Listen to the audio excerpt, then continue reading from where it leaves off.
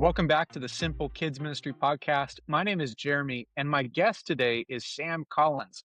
He leads the kids ministry at 12 Stone Church in the Atlanta area, and we have a wide-ranging conversation about what it looks like to be a young leader in kids ministry. Sam is just 23 years old right now, and he's leading one of the largest kids ministries in the country. We also talk about the difference between entertainment and discipleship, and we talk about kind of how they're thinking about curriculum these days at 12 Stone Church. We kind of go all over the place, but there's a lot of really, really good topics that we hit on. Before we dive into the episode, I just want to invite you to join our Simple Kids Ministry community. It is 100% free. It's a great way just to connect with other leaders. We also, in there, we have a ton of free courses. We have a full resource library that's available to you with all kinds of tools and templates. We even have one that goes along with my new book, How to VBS. So if you're looking for some free VBS resources, that's a great place to go. But listen, ministry is hard enough. And I think a lot of times we end up doing ministry on our own. And what if we actually had a place where we could connect with each other and we could support each other? We could celebrate things and even share ideas. That's the whole vision behind our Simple Kids Ministry community. So I would love for you to join that. You can find a link to that in our show notes here, the episode description. You can also find it at simplekidsministry.com, and hopefully you can join us in our community. Well, without further ado, let's dive into our conversation with Sam Collins.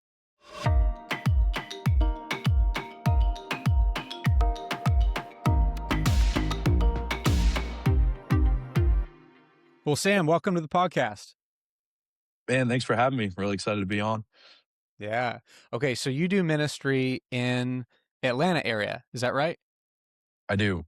Yep, Yeah, 12 okay. Stone Church. Yep. So I heard about 12 Stone years ago because there is an amazing leader there named Dan Ryland. I love some of his resources.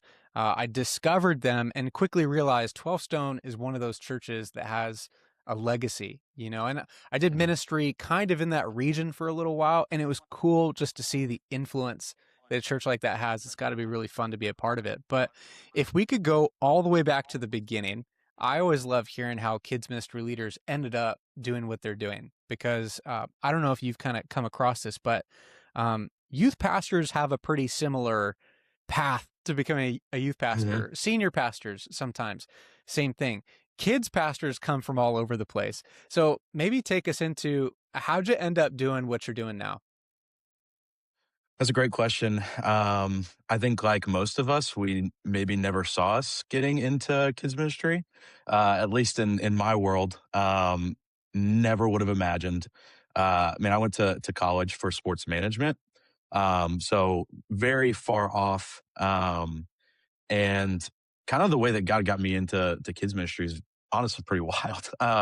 So my freshman year, I'm at school, and I have one of my old small group leaders who worked at a camp in North Georgia. He reached out to me, and it's like August, like I had just gotten to camp, and he's like, "Hey man, like what are you doing this summer?"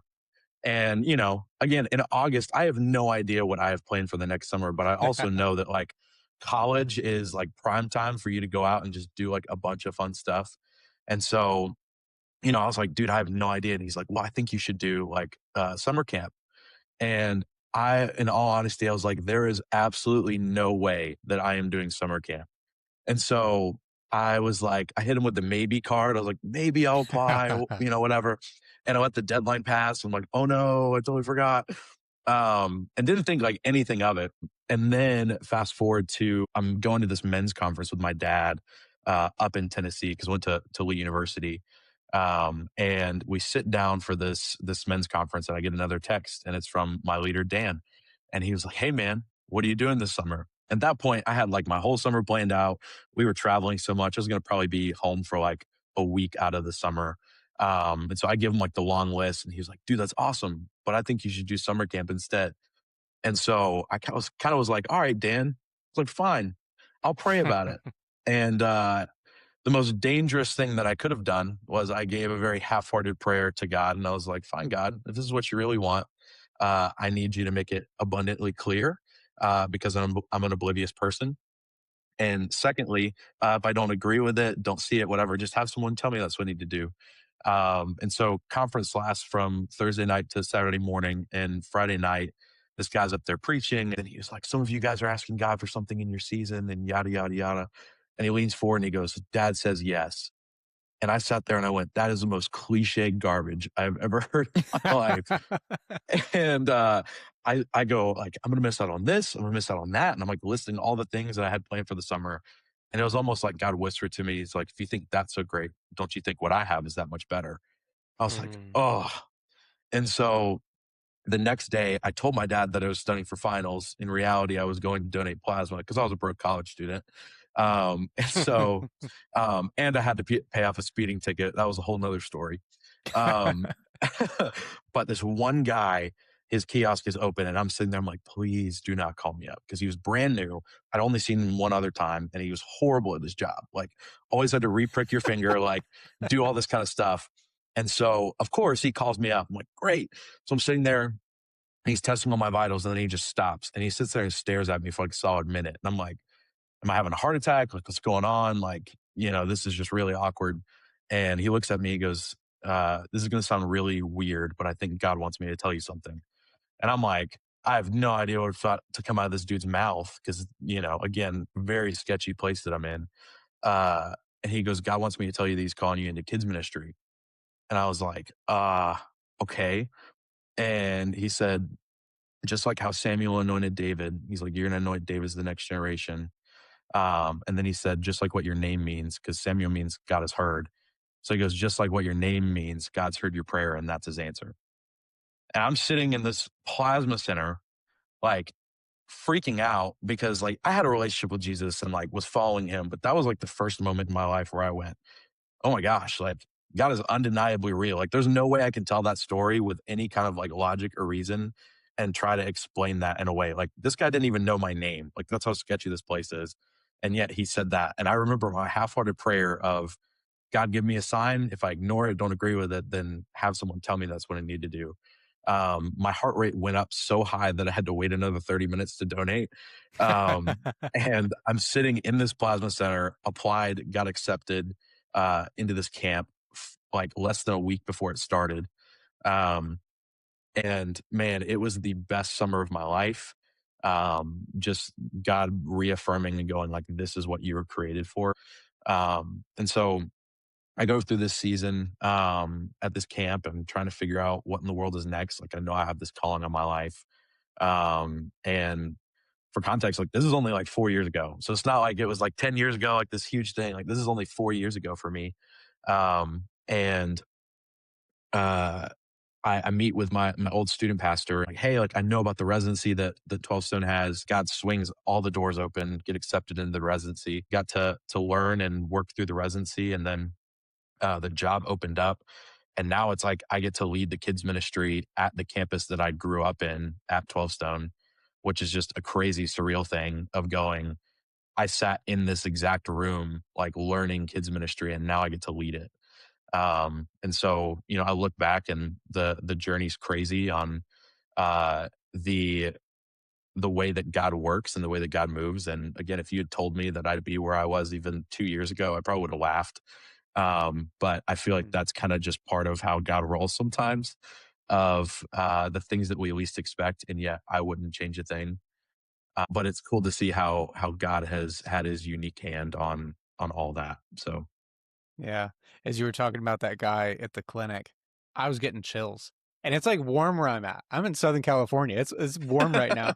So those chills were like totally just a response to what the Lord did. And man, I could listen to those stories for days. I love seeing when people get to a crossroads and even when they don't realize they're approaching it and God's like, I'm just going to grab your attention right now because there's something I want for you that's way better than what you think you want. yeah. And so, yeah, man, to think about what you might be doing right now instead of what you're doing is Hmm. crazy because right now you're doing kingdom work and you're blessing so many kids and families. That's incredible. Okay, for people who are paying attention there, Sam said this is about 4 years ago. So if you're doing the math at home, Sam is a young leader. That's actually one of the reasons why I wanted to bring you on is to get the perspective of a young leader. A lot of our listeners are in that boat. They're in their 20s, early 30s. Obviously, those aren't the only people who listen, of course, but there are a lot of young kids ministry leaders trying to figure out their place in all of this. And that was Mhm. my story as well. I mean, I started working in the church at 19 and was a kids pastor at 24. And for me, there were some unexpected challenges of being a young guy in a ministry like this. What's it been like for you? How do you approach ministry as a young leader? Yeah, I think the benefit that we have as young leaders, obviously there's a lack of experience for sure. But I think that God makes up for a lack of experience um, with who He is, first of all, because I think, again, God doesn't call the equipped, He equips the called. Yeah. And so the understanding of going, man, the blessing that I have is I'm getting to lead kids, but it's like I'm not that far out from necessarily being a kid as well. And so the ways that I'm able to still be like connected with what I recognize, what I needed when I was a kid, but also what kids need in this season of not necessarily being so far off removed. I think there's a blessing that God brings with that. And I think again, it allows to bring a unique perspective to the table. Whereas somebody who's been further along in ministry gets to give that experience and what they've learned. And so I think there's a beautiful blend between the two of people that are more understanding of the next generation that's coming up because it's literally the one that was after them, um, versus one that has been in kids ministry for so long that has learned and seen so much grow over time and things work and things not work. But I think especially being a young leader, it shifts a little bit of identity and what it looks like to actually lead like through your own personal leadership versus like trying to model somebody else's personal leadership. Um, and so I think there's an interesting dynamic of what that looks like and the dangers too of falling under the trap of trying to be somebody else in their leadership style rather than understanding and growing in your own. So Yeah. And we talked before we pressed record. And one of the things that stuck out to me is your story about how you got started, not just as a young leader, but to add on top of that, all of the inherent challenges that come with being a young leader in a ministry like this.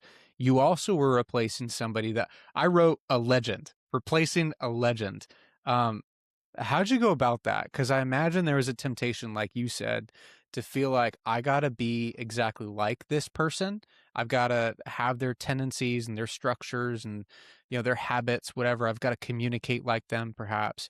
Um, how did you wrestle with that and come to a place? Hopefully, you're at a place now where you can take confidence in who you are as a leader and not have to try and become like somebody else. How'd you navigate all that? yeah, I think a lot of it's through trial and error. Again, being younger, you again fall into the tendency where you're trying to be the exact person that you're like filling the shoes of. And so I think that's a really big thing, but also a scary thing because I think when we're young, there's that internal pressure to prove like that you belong in the room, right? And like you want to show that you're capable, you want to be able to lead well, and you want to be able to like learn how to handle responsibility, especially when it's like you're stepping in and you might be leading people that are like double your age, like trying to figure out what even that looks like.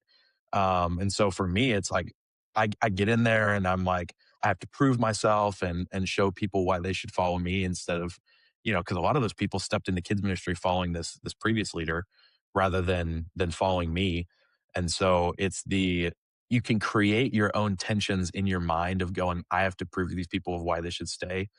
When in reality, it ultimately has nothing to do with you. And I think the people that are fully bought into to kids ministry specifically are not there because of you. Like they're there because they are a part of the mission that God's called us to. And so I think that's kind of the stuff I had to wrestle with, especially in the first 6 months of my role. Because again, it comes down to this understanding of going, man, God has put me in this specific position for this specific time. And so if I'm trying to be somebody else, if I'm trying to be somebody that I'm not, it's not only robbing like my internal growth, but it's also robbing other people from getting to benefit through the ways that God has wired me distinctly through my own like strengths, through my weaknesses. And I think that's the beautiful thing about leadership is you're able to lead through your strengths, but you're also to grow and able to grow in your weaknesses. Mm, And just being like a genuine leader of going, hey, I recognize that these are my weaknesses and you guys understand what my weaknesses are too. Now I'm not sitting in my leader huddle and going like, hey guys, these are all the things that I stink at.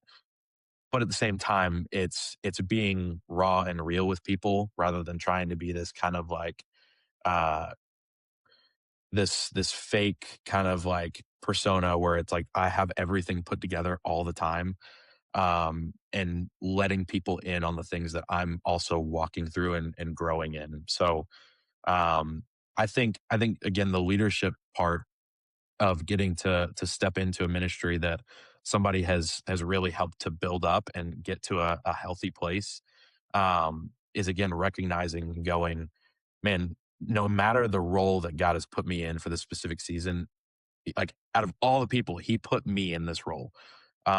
And that's not a prideful thing. It's a thing of going, I'm stepping into the thing that God has called me to do with authority and with confidence, knowing that this is the thing that he's called me to. And so I think that's been a thing that I've struggled with and wrestled with and grown in. And you don't understand the repercussions of what that can even have internally with yourself. And we even talked about, man, I would get done with a Sunday and I'd be so like exhausted. And I was just like, man, like I'm exhausted because I gave everything I have to kids ministry. And like there's Sundays where it's hard and there's Sundays where it's like, man, this is so rewarding and great. Um, but I think the thing that I realized was again, I was exhausted because I was trying to be somebody that I wasn't. So not mhm. only was I trying to create this persona of who I wanted people to view me as, but also I was stepping in and still leading like the hard stuff. And so even getting to recognize that in myself of like being who I am, it's freed me up not only to find more joy in what I do and the calling that God's placed in my life, but additionally, it's allowed me to be more energetic, to be more like able to overflow the cup that I've been able to actually fill. And so I think that's allowed us to again lead and um, minister to kids and families in the way that God had designed it to be, and God called us to do distinctly at 12 Stone with Fly Branch and all that kind of stuff. So Yeah. There's an irony there where I feel like the story that we tell ourselves is that people want me to be the exact same way that my predecessor was. Especially yep. the more successful they are, the greater this like pull where we think that what they really want from us is to be the same way. When in reality, probably what felt so attractive about that leader is that they were being themselves. They were being authentic to who they are, Hmm. and that was the thing underneath the thing that they respected and were willing to follow. And I think when we come to that place, like you did, where it's like, hey, I can't be this other person. There's only one of them, but I can lean into how the Lord uniquely wired me. And when I lean into that, I think people respect that a ton. But it's hard. I'll tell you, as a young leader, it's so hard because there is that desire. You said it so well of, you're trying to prove yourself almost. You're trying to prove that you belong. And I think the quicker that a young leader can just release that, the better. Um, Hmm. if you have your job, you belong. So, and it's not just because like some supervisor thought you belonged. Like you're wherever you are, you're there because that's where God wants you right now. So just lean into that. Don't try to prove yourself, just be faithful. And I feel like for me, the minute I started to have that mindset, things started taking off. Because for me, I grew up in a ministry that had a kids pastor who was a legend. And so my first like 5 years of my career, I was working under this guy. His name was Pastor Carey.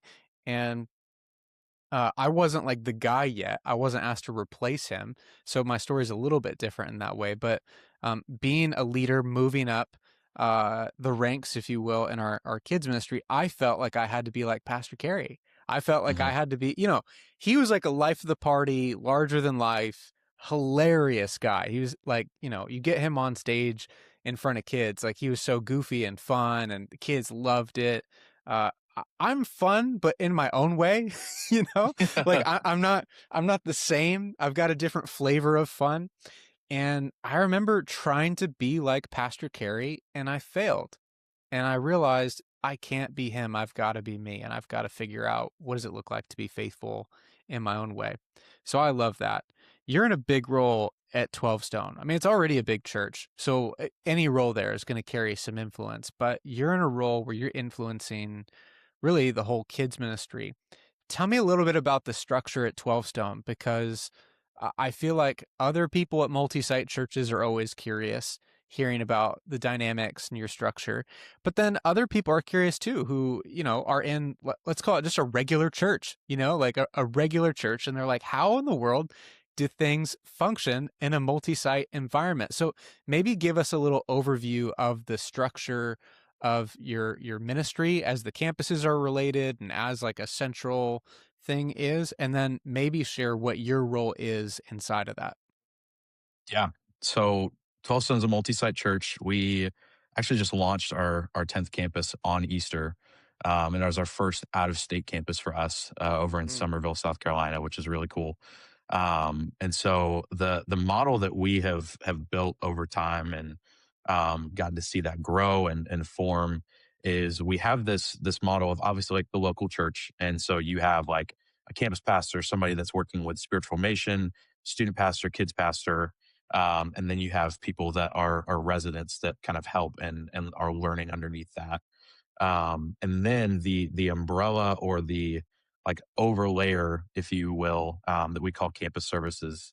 And so they are distinctly built in order to help serve the campuses on a global level. And so what that looks like is getting to resource, whether that's curriculum, whether that's supplies, whether that's uh, helping create events that are again universal to all the campuses. So that's things like baby dedication or like bigger events that we want to have like again universal across the campus where we're going, hey, like these are the days that we're doing faith foundations for kids and all these different like conversations or again bigger events like summer kickoff or back to school bash and stuff like that. It's the hey, we're getting to promote this in our community and going, you have like a lot of different options of places you could go to then be a part of it in the Atlanta and outskirts of Atlanta area. And so that's been a really cool thing that has been built. And there was a season where Folsom didn't have that. And I think there was a thing that was missing that wasn't noticed that it was missing until we had it and the realization of what that gets to add and the value that it gets to add. And it's changed over time. Like we've had to really readjust like what it looks like having a campus that's not within driving distance on a Sunday. So it's like, what does it look like when you have something like go wrong and you can't call somebody on the tech team or whatever to drive over? Um, from our main campus. Like, for me, it's like, hey, worst case scenario, I can get somebody to drive over and be there in 30 minutes. Versus like now you have something like Somerville and South Carolina. It's like, okay, how do we actually solve that? And so that's been a cool thing, and even how we restructure with kids ministry, because it used to be that they would resource everything that we needed on a Sunday with curriculum and supplies. Versus now, what we're doing is we're getting to order that ourselves, kind of like what the we'll say original model for most people looks like in how we order and how we get supplies and do curriculum. And so for me, it's like I get to be on the local level as the kids pastor at our Flower Branch campus. And so what I'm getting to be over is all of our kids ministry from pretty much like newborn, like infants, all the way up to fifth grade. And it looks different for each campus. Some campuses might have a coordinator based on the size for elementary or early childhood, as well as you're inviting residents into that mix as well. And so I think that's been a gift, again, of freeing us up being a multi site where there's less things that we have to think about. Because the whole goal with campus services, again, is to provide the things that we need in order to free us up to then get to be available for people. because like that's ultimately what we're getting to do in ministry is being available for people. And so I think that's the biggest blessing that we have with our model in having campus services. And it's not perfect, like which no church is. But I think the things that we've been able to learn through that have been incredibly beneficial. Yeah. How exciting, man. I didn't know that you guys had just launched an out-of-state campus. That's a big, big move. Anytime you launch a new location, it's worth celebrating. But Mhm. to be able to pull that off in a different area takes a lot. I mean, I remember being at Sandals Church in Southern California, and for us, the big test was launching a location in Fresno in Central California, which was Wow. like a 6-hour drive away. And, same thing, man. Most of our campuses were at most like an hour away. But this is the first time where it really like tested a lot of our systems and our structures. And one thing we learned though is if you can pull it off at one location, you can do it again.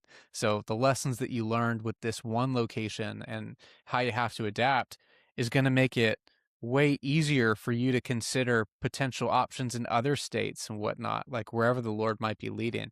So how exciting. Okay, I haven't asked this question before of guests, but I mean, we're all kids ministry people. We're all really interested in like what curriculum are you using kind of stuff. So, um here's my question, really simple. What curriculum or curriculums do you use in your kids ministry and why did you choose those? Yeah, so with elementary, we use Go. It's quite literally spelled Go with an exclamation mark. And Go gets to really focus on um, a 1 to 2 year run of the Bible, which I love because, again, it allows elementary students, if they're from kindergarten to fifth grade, they have multiple times that they're getting to go through each of these stories. And while they're very similar, we kind of get to adjust that as well. And so we use Go because I think that there's a benefit in always getting to point back to Jesus. That's one of the things that I really love about Go is it's flexible enough to where we can tweak it and use it in the way that we want it to be displayed in the realm of like 12 stone and even getting to be friendly with like templates and what we get to input the curriculum into, but it's also like good on face value if you're using it for exactly like what they provided.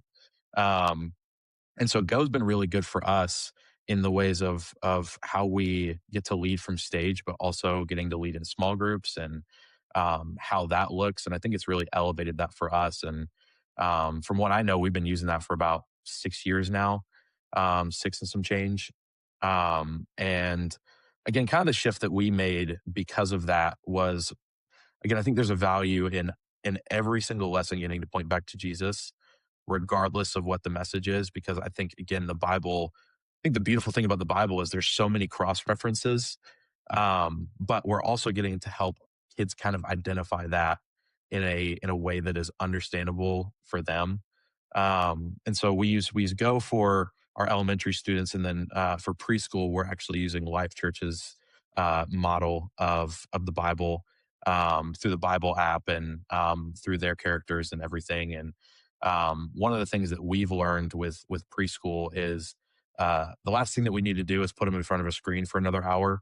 And so we're getting to really use that and partner with having preschool people that are teaching live and getting to use that to complement the teacher rather than the teacher complement the video. And that's another thing, again, that I love about Life Church's curriculum is that they're walking through all of that in a year and really hitting the main focal points of key things that kids need to understand and believe at a young age, especially in preschool where it's a developmental age where they're starting to really learn basic topics and even getting to learn like what the basics are of worship and even like a small group and like who Jesus is. And so I think both of those have been really great and catalysts in how we're helping like kids develop in our kids ministry spaces. Yeah. Those are two really good options. Uh, what I love about Go, there's three things, I think. And I wrote them down so I won't forget because I'm a big fan of Go. But number one, I feel like it's probably one of the most age appropriate publishers out there. Not that the others aren't, but I feel like this probably stems from their founder, David Roush, because I've always felt like he has a really good feel for what things should look like at each age group. And it shows, like it comes across in the lessons. Rarely do you look at an activity for lower elementary and be like, this is over their head or it's not challenging enough. Like, it's usually like right in that sweet spot.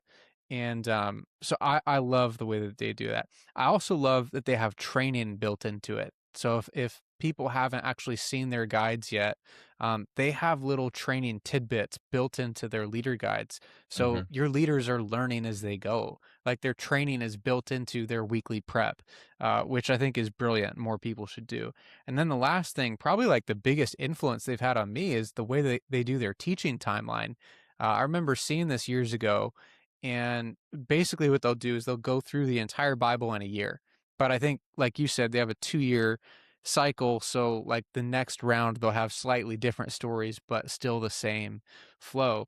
But what I love about it is the way, like, I feel like they were probably the first one that I can remember who had this flow, and now almost everybody does it. But I want to give credit to Go for pioneering this, where you start Old Testament in the fall and you build up to Christmas, which naturally is the beginning of the New Testament. And then you flow into where Easter is. And then you talk about the early church. And then over the summer, sometimes that's like a flex time, where you Mhm. could do a special series on Psalms or the prophets or, whatever you want.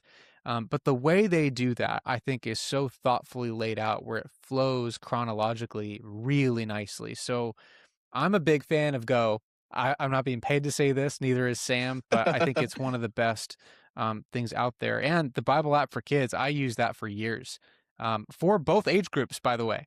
I think I told you this before we got on the call, but I even used their content for elementary as well, because in a setup tear down environment where we didn't have screens available to us, I didn't need one of these fancy curriculums that has great videos because I couldn't show it to anybody.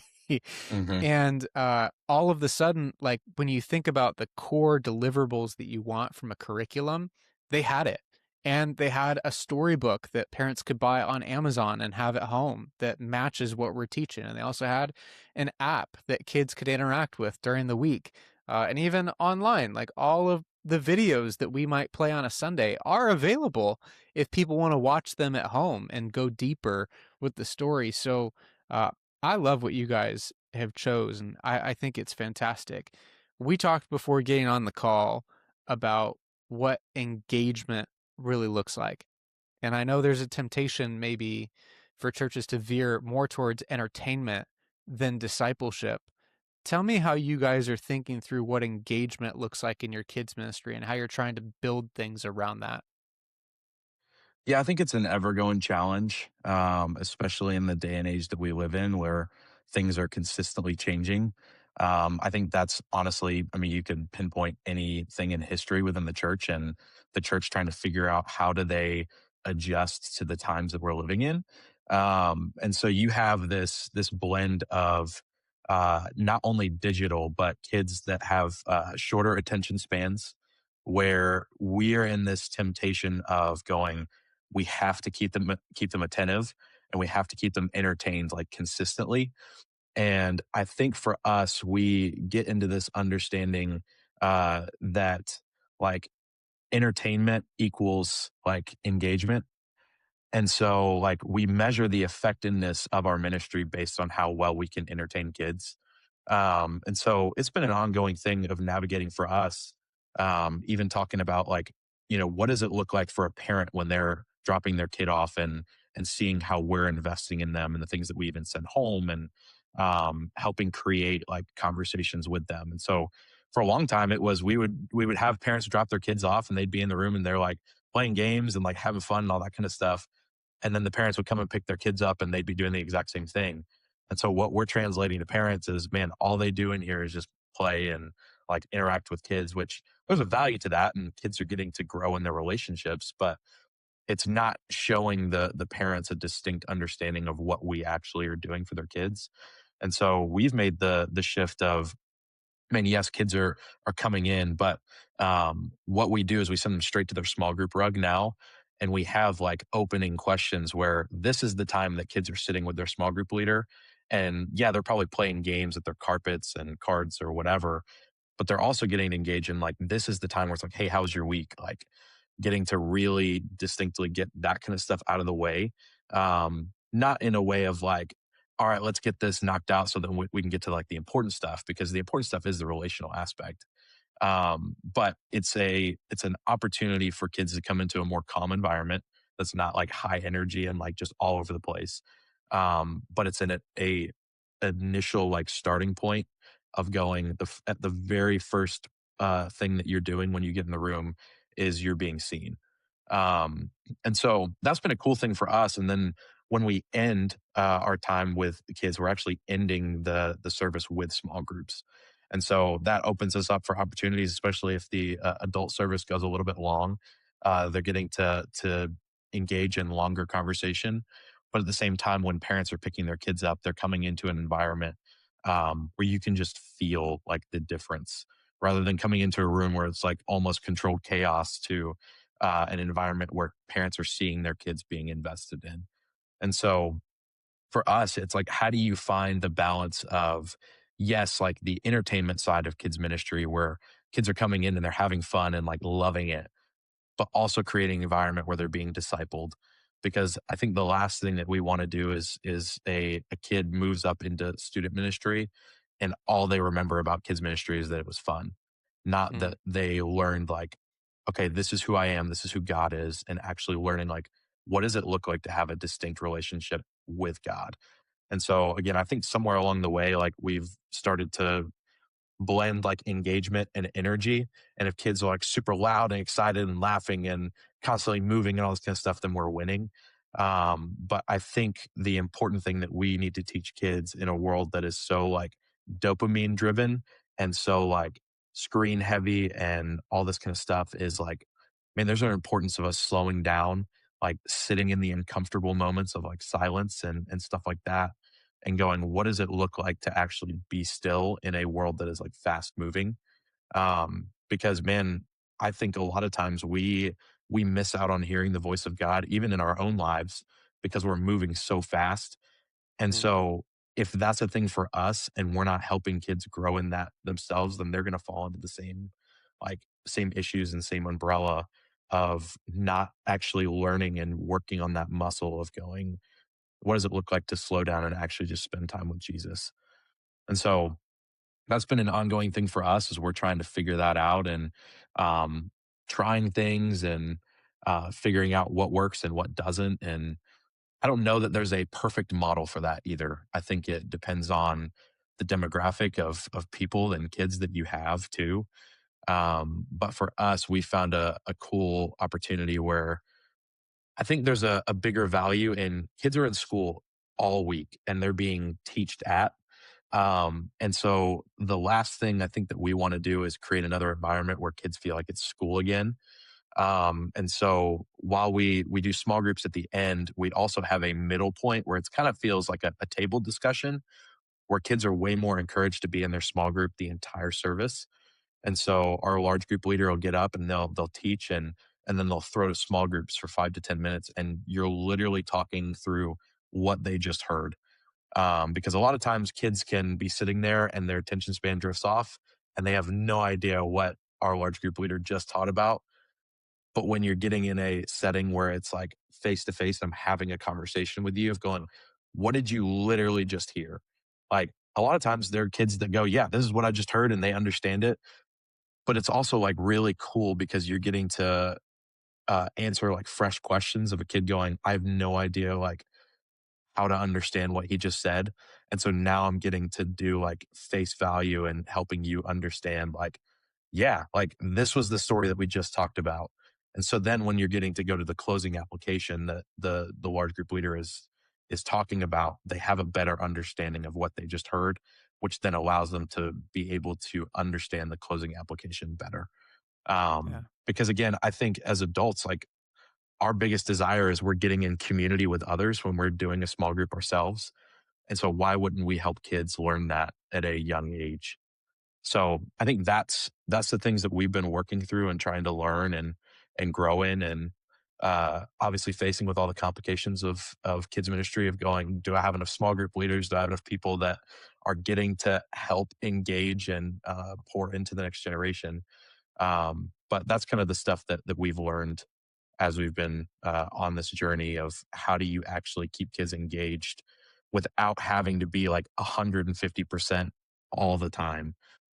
Yeah. I love what you were sharing about how you start and end your services. That's something I've noticed in the past. I actually had a relative of mine, my aunt, was bringing her kids into our kids ministry years ago. And, she's a committed believer, all this stuff, seasoned Christian. And she would drop off the kids. And like you said, they'd be playing games and she would pick them up. They'd still be playing games. And she asked me one time, like away from church, like at a family gathering, probably Christmas or something. And she goes, "Hey, like, do you guys do anything during church?" She's like, "I come and they're playing. I pick them up. They're playing. Do you just play the whole time?" And I go, "No, of course not. We do this, this, this, and this." And I realized in that moment, if my aunt, who's been going to our church forever and is very familiar with a lot of things, if she thinks that all we do is play, how many other parents think the same way? So I love that you're bringing energy into how do we start and how do we end, and specifically like the way you start, I love that. You're starting on a rug with your small group instead of something that is like a big, large group that's chaotic. It reminds me of the difference between youth ministry and kids ministry. The win in youth is big, crazy, high energy, loud music. The more wild it is, the more energy you have. And that's like a good thing in youth. It's the opposite in kids. The Yeah. bigger it gets, the more we lose control and sometimes even impact. And then even the end of church is important. I remember years ago, I think it was True Curriculum, which is still around with David C. Cook. But I remember back in the day, they did something that I hadn't seen before where they wanted you to end the service with a blessing. And the whole idea was you literally wait until parents come. Like, and what we did, we actually waited till there was a line. Like, I wanted most of the parents like in the room for this. But you wait till all the parents are there and then you invite them in to come and stand behind their child or beside their child or whatever, and you pray a prayer of blessing over them together. Like that's how you end the service. And I'll be honest, some of our leaders were a little bit intimidated by that. Parents are in the room, whatever.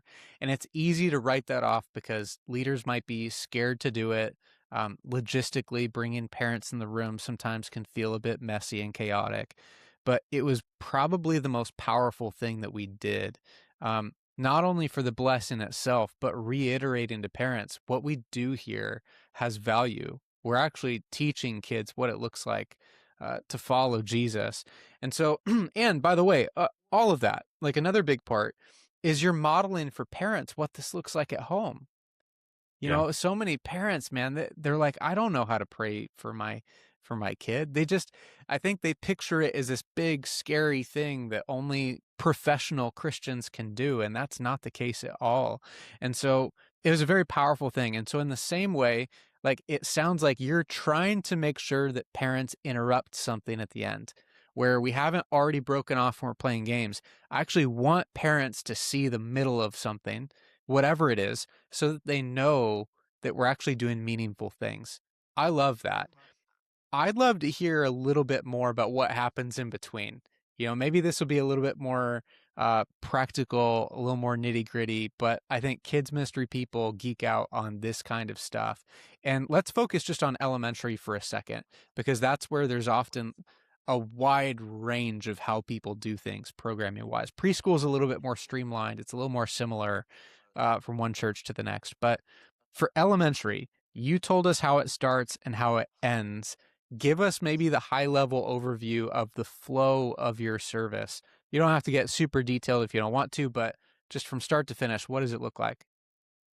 Yeah. So for us, we open doors 15 minutes before service. And so when kids are walking in the room, what we have is again the small group rugs, and leaders are at their rugs with their grade sign and their small group cart that are all labeled as their grades. And on the screens, you have small group like connect questions. Leaders don't have to walk through that if they don't want to, but it's kind of another tool, just as like hey, this is like a generic like segue into personal conversation and like how's your week, but also like some questions that kind of help get their brain thinking towards like what today's message is going to be about. And so we start right on the hour. So 9 and 11 for us. And what that looks like is our large group leaders getting up and they're doing our quick introduction of like, man, we're so excited that you guys are here. If it's like the first week of a series, they're going like, this, we're starting a brand new series today and that kind of stuff. And they're going through our three rules are the things that we choose to be. And for us, with kids at 12 Stone, we invite them to be kind, to be safe, and to be curious. And so we get to walk through what those three values look like. And then we always start off with a game. And so you're kind of gradually doing the build up a little bit. And obviously games look different. Sometimes it's involving every single kid. Sometimes you're inviting 3 to 4 kids on stage and they're getting to compete or interact and doing all of that. And then when we're finished with the game, then we're segueing into worship. And so the way that we do that is our large group leaders getting to kind of give a little bit of a prompt of going, hey, this is what worship is. And one of the things that we've tried to encourage too is the last thing that we want to create worship to be is something that's like forced, where it's like, hey, if you're not doing the motions, if you're not doing these things, then you're doing something wrong. And so we're creating an environment of like, my favorite thing to invite kids into is being curious again, of going, what does it look like for me to be engaged in worship today? And so we do worship. We always do 2 songs. The first song is a higher energy where we're getting to do motions and we're getting to jump around and kids are on stage leading those out. And then we segue into a slower song that no motions, nothing, but it's helping them kind of go from this elevated, like high energy to kind of mellowing back out. We end that, we close it with prayer, and then the kids stay standing and they do their Bible memory verse for the month. That is usually on the screen, but we also try to have our large group leaders know the the message as well and the scripture of what we're walking through. Then we're segueing into our actual like main teaching. In Go, it's called the Big Bible Story, and so we're walking through God's big Bible story and the topic of it that correlates with our lesson. So uh, for example, one of the things that we just walked through that we have been kind of like navigating and trying out is having like 4 main things that we're pinpointing each service or each week. And so we had this one that we used a little bit of Go, but also used a little bit of what we're walking through as a church. And so we called it Power Up. And basically, as we went through the story, all these kids had like these LED, like black light pens, and they were getting to draw different objects that happened to correlate with the story. And so not only was it being able to teach on the main stage, but it was something that had like the kids were engaged the entire time. And so they're drawing it and they're like running up to the stage and showing the large group leader like what they drew and all this stuff. And so in the middle of that, after the big Bible story has been shared, they're going into a short small group time where it's 5 to 10 minutes and they're talking literally about what they just heard. And so it's the Bible story review. And it's the exact same questions each week of like, who are the characters? What was the main part of the story? And obviously all these questions are here to provide for the small group leader. We're not gonna sit there and be like, hey, you have to like ask these exact questions. It's like, if a kid asks a question and it's related to the story, like run with it. Cause that's what we're there to do. It's not we have to stay so like keen in on like what these questions are. And if a kid gets off topic, then we have to move back. Like we want to segue into that. And so then kids are going back and putting their attention on the large group leader for our closing application and going like, what is your next step after this message? And like, what are you actually going to take away from it? Because we're not just going to teach you about something and then not give you a way to actually go and apply it. And so we're giving them that closing application and then they're throwing it to small group where they're talking through is like, what is my next step after I've just heard this message? Like, what are my main takeaways? And then getting to really engage in like practical conversation as parents are coming through to pick them up. And so kind of like what you said, like I love that parents are coming in and almost having to like interrupt their kid from a conversation. And I've noticed the more that parents see that, the more that they'll even like stand back and try to like let their kid almost find a like endpoint. And it's different for every kid. There's some kids that see their parent and immediately get up and run to them. And then there's some where it's like, talk to the hand, like I'm in small group right now, which is awesome. And so that's kind of the structure for us. Um, and I think that's worked really beautifully for us as we've been trying to tweak it and move it around and trying to find like the perfect thing that works. But I think it's been a great model for us that's helped kids stay engaged because it's not a I'm going to sit here and just listen the entire time. It's a I'm listening for a little bit, then I'm talking, and then I'm listening again, and then I'm finishing with talking it out. And so they're getting to express their thoughts and questions and opinions rather than it just being somebody is sitting there and teaching them the entire Sunday and they get up and they leave. And so I think that's opened the opportunity for more kids to have conversations with their parents that's really helpful and applicable. Yeah. One of the things that you have been describing, maybe you haven't spoken to it directly, but what I noticed behind everything that you guys have planned is you're switching it up constantly. Probably if I were to guess, it's probably to manage attention spans, right? And like continually try and bring kids back in. I remember at a church a few years back, this is pretty wild. Gosh, I haven't thought about this in a minute. But we planned our services where it was all 5-minute segments. Nothing we did lasted more than 5 minutes. And so our entire leader guide, you could just see like their little 5-minute spots. And it's like, all right, what are we doing in this one? And I mean, even in large group too, like worship would be a 5-minute window. We do our 2 songs and we keep it moving.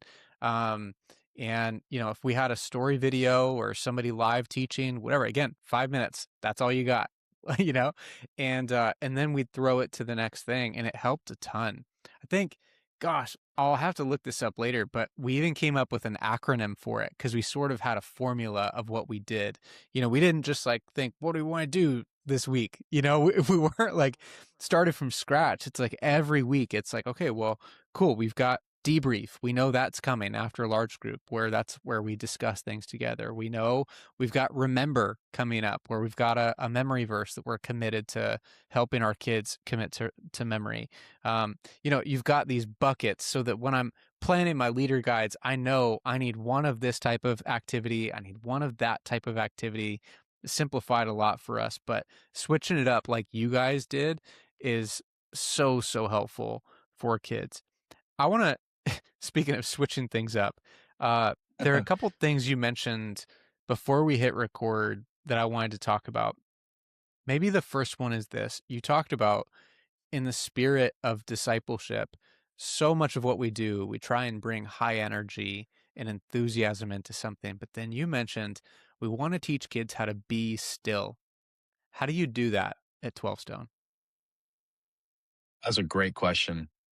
Um, I think it's an ongoing thing that we're trying to learn and be good about. I think again, you create opportunities in service that can feel awkward, especially if a kid is so used to being on the move consistently.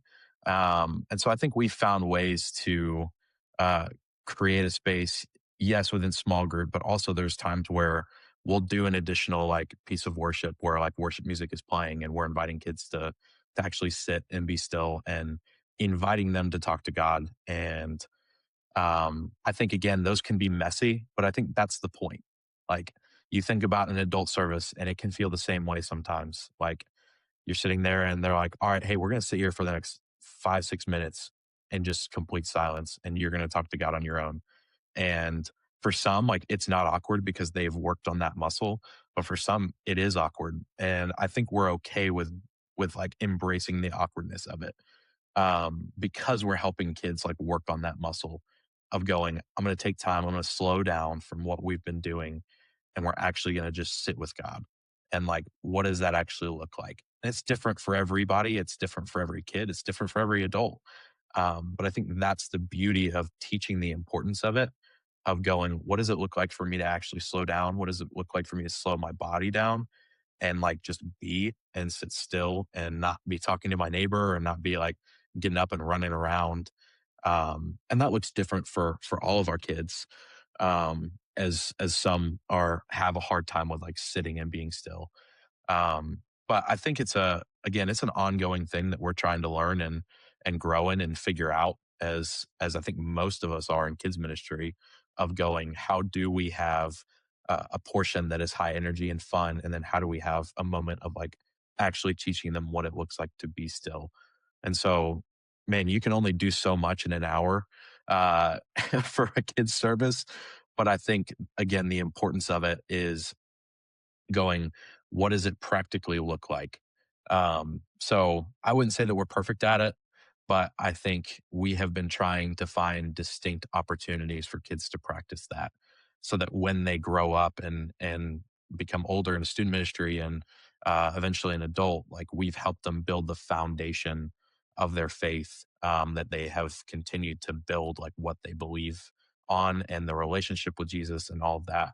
Because man, if we can get them to where they're in student ministry and they've already like practiced these things, not only is it going to make the student pastor's job a little bit easier, but at the same time, it's going to set kids and students up successfully for building again a foundational faith from a young age that's going to benefit them when they get into middle school, high school, college, and so forth. So um, yeah, I think that's what we've been really focused on is again the small group time of it being really like slow, and you find ways to create an environment like that, whether you're playing a pad in the background or um, again creating an atmosphere that's not loud and overstimulating and a lot. You're creating a space that kids are speaking in a softer tone.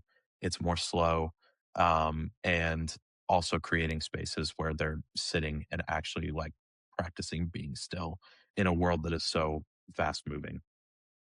Yeah. Don't sleep on worship pads. That's what I would say. Yeah. I think you can actually create way more of a vibe and an expectation for what's supposed to happen at a certain time based on the type of music and things in the background. And for those people who might not be familiar with a worship pad, that's just like that sound where it's like it's kind of a song, but it's not really like that structured. It's just like flowing sound in the back, you know, and most worship services are going to have pads at some point in between songs or you know maybe at the end when a pastor's praying or whatever. I feel like in the main adult service that's pretty standard.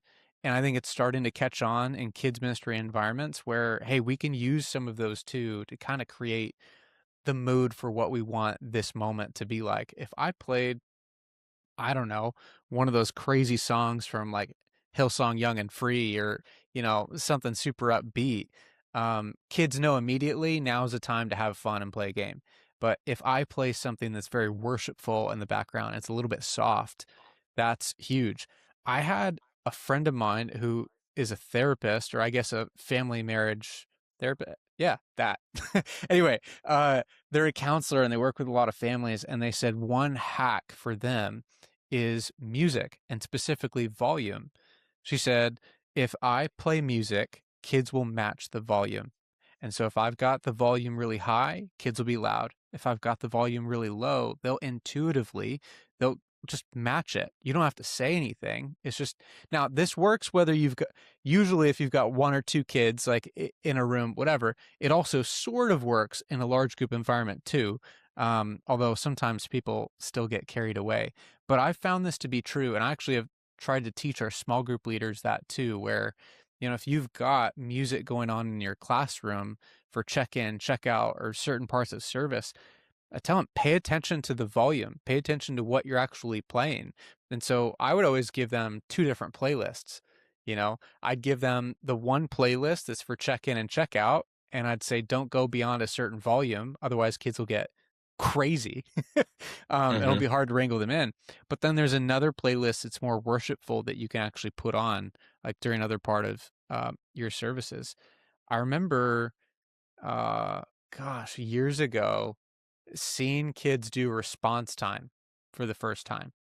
And by that, I mean, I walked into a kid's service at another church And the way they ended their large group time, they played one song that was probably more similar to a pad, like we talked about.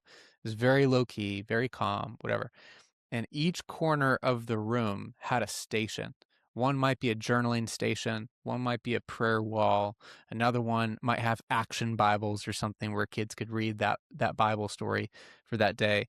And the fourth one, I don't know what they had there, but each corner had something different. And the host would come up and say, "When we start this song, I would encourage you to worship in your own way." And basically, while the song was playing, kids could choose what they wanted to do. They could sit still, they could sing the words to the song. If there were lyrics, they could go visit one of the stations or all of the stations.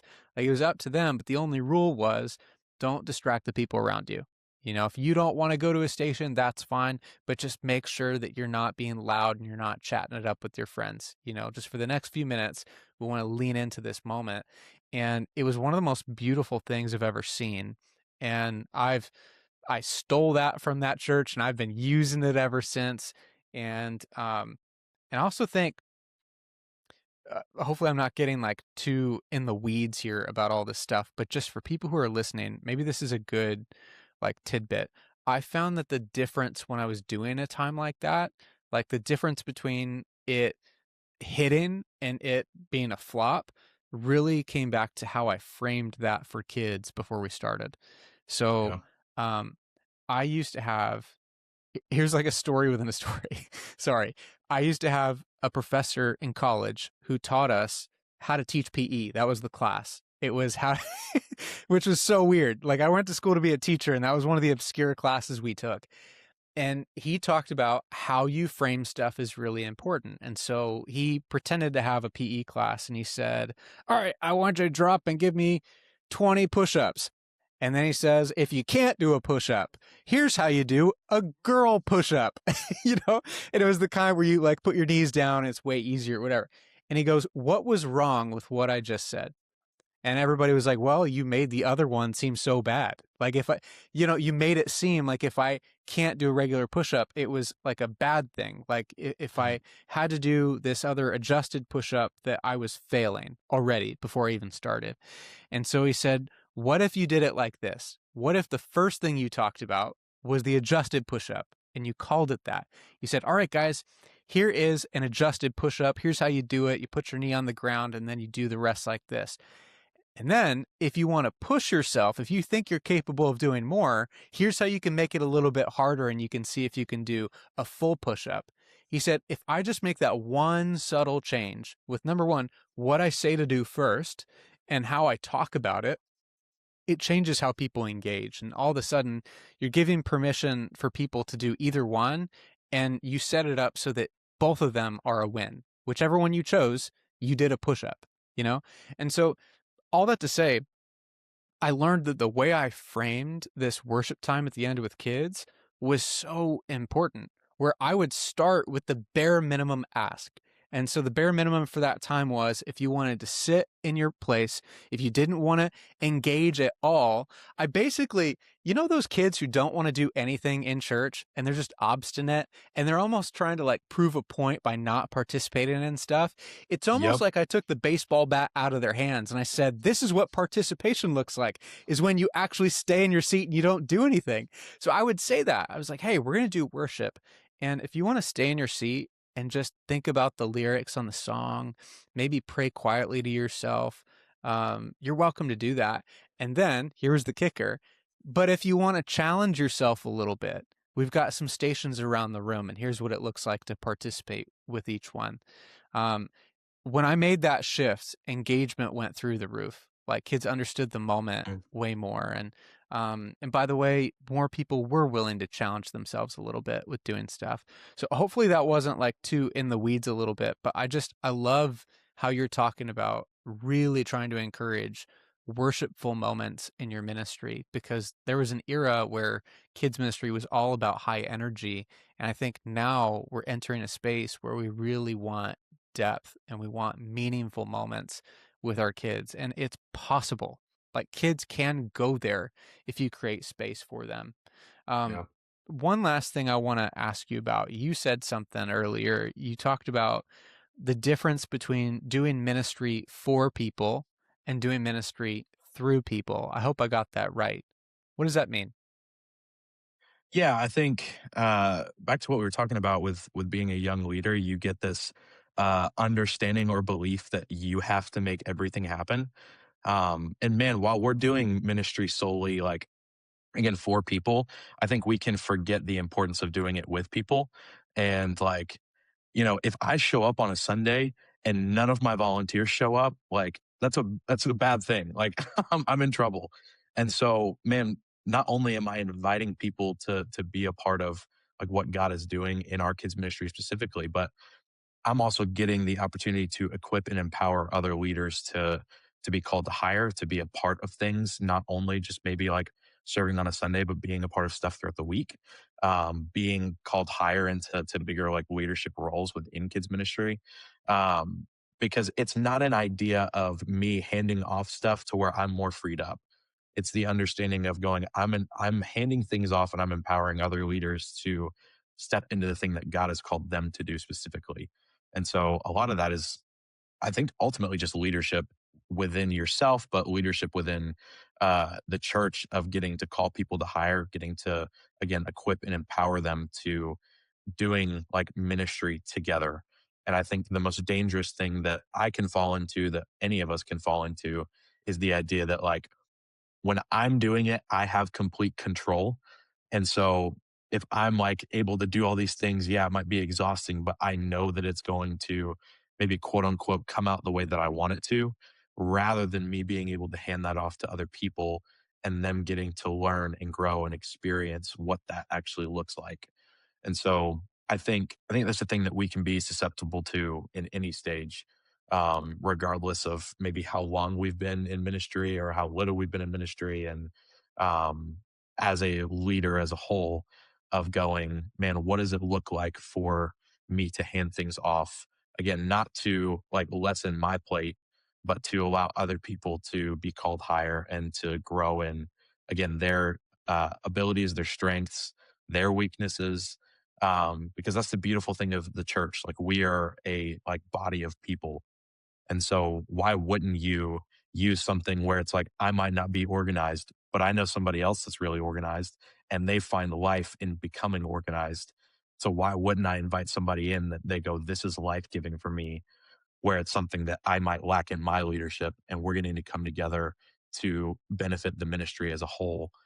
And so again, I can fall into the trap of going, I need to be organized. I hate being organized, but I'm just going to do it myself, rather than inviting somebody that's just like itching to be asked, but they need to be asked. So I think that's one of the big things that I've personally learned and had to work through as a leader, of going, what are the things that I can hand off? Who do I hand it off to in order to allow God to continue to grow the ministry, continue to bless and invest in kids in the best way possible. But if I'm trying to do it by myself, I think growth is stagnant. I think leaders are not growing in the way that they should, and I think again, it's not allowing me to steward the ministry that God has put in front of me if I'm not willing to hand things off, because it's not my ministry. Like God has put me in this place to lead it, but ultimately it's His. And so why wouldn't I invite other people to be a part of that? Yeah. What a good word. I think that's a great place to wrap up. Sam, thank you for being willing to come on the podcast and share some of the things that you guys are thinking through and working through at 12 Stone. That is one of those churches that, like I said before, just has a legacy and an influence, and is a blessing not only to the people inside your church, but people all around the country too. So thank you for what you're doing. Thank you for coming on. If people want to stay in touch with you or kind of keep tabs on what you're up to, where would you point them? It's a great question. Man, I'm on socials. Instagram's the same Collins. Contact information is just Samuel.Collins at 12 Stone Church. Or wow, let me recorrect my email. Samuel.Collins at 12stone.com. But yeah, man, I don't know where I was going with that. That was a horrible ending, You're but good, man. well, yeah. No, it's funny. I feel like we've got on the podcast, you're Sam. At work, you're Samuel, you know? Yep. Yep. So fun, man. And you can tell we're talking to a young leader because he called it the socials. So, we're going to Yeah. try and stay trendy here. But man, thank you for coming on. Everybody who is listening, man, thank you for being part of this and listening and supporting the podcast.